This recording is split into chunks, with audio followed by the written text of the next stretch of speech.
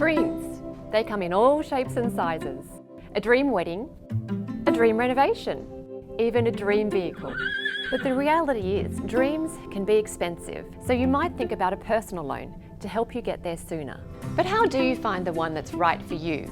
To start with, you need to consider your current financial situation, how much you earn, your expenses, and how much you can afford in loan repayments. Be careful not to overextend, because that could turn your dream into a financial nightmare. Your credit history will influence who you can borrow from, and sometimes also the interest rate you can get.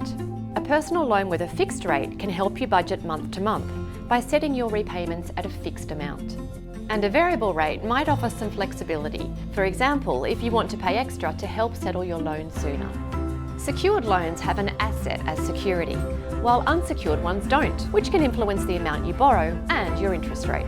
And loans from challengers to the big banks, like peer-to-peer lenders, can offer more competitive rates. So whatever your dream, if you choose a competitive interest rate and be sensible with the amount you borrow, a personal loan can be a great option to help make that dream happen faster. Head to mozo.com.au to find out how you can get the best deal on a personal loan.